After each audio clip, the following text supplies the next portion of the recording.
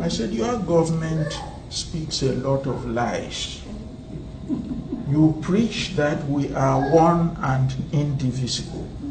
I said, that is not true. Because when you got your independence on 1st of January 1960, I had qualified as the first chartered accountant in London 3 years before. I was a married man and started reproducing. In fact, be that as it may, I then told him that when you say that Cameroon is one and indivisible, it's a lie. Because when you got your independence on 1st of January 1960, we were a British colonial territory under UN trusteeship.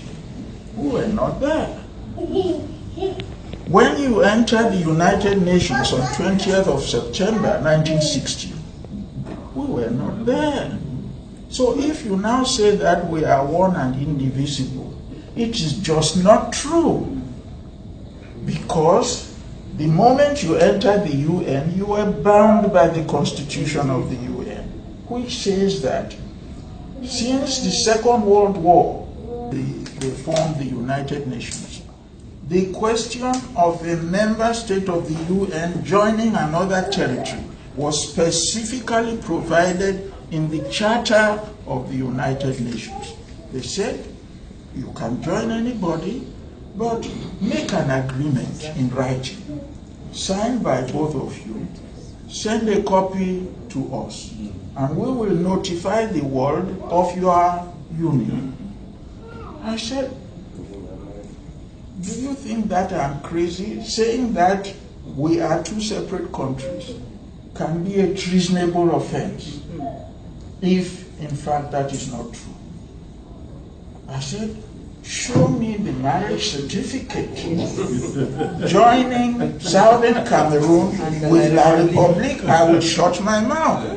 If there is no marriage certificate, it is a jumba.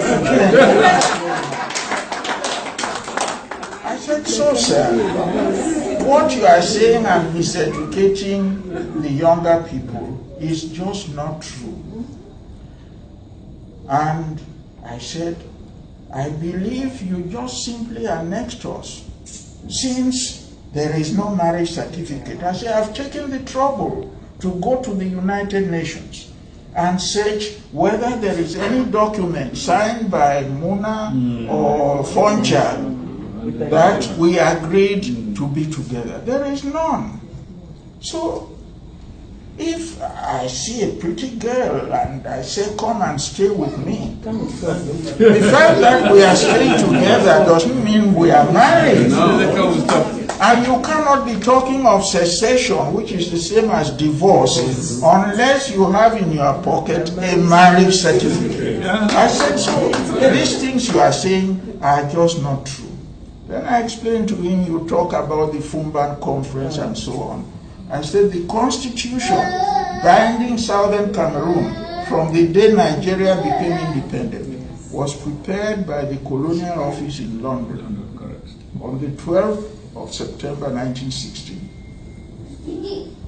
It was put before the British Parliament on the 16th of September 1960, and it became law on 1st of October 1960, the day Nigeria became independent. That was the constitution under which Dr. John Bufonja was working. Yes, right. It excluded foreign affairs and defense from the competence of the Southern Cameroon government. It created the post of a commissioner who inherited the powers of the Governor General of Nigeria. When we were being ruled from Nigeria, he had all those powers. He represented the Queen.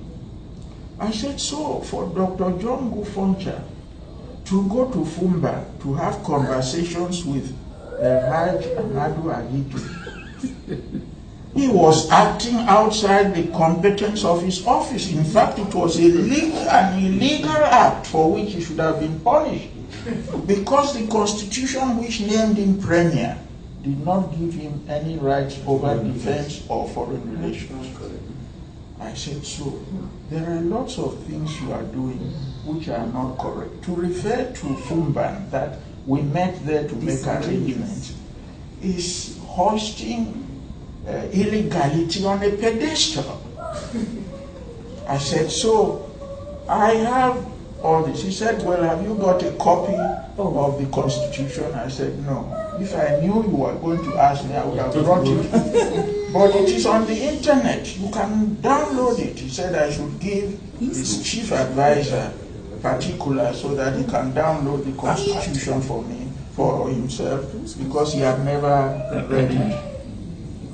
At that point, I presented him with a book. I launched it here some years ago, the annexation of the UN Trust territory of Southern Cameroon by La République du Cameroon.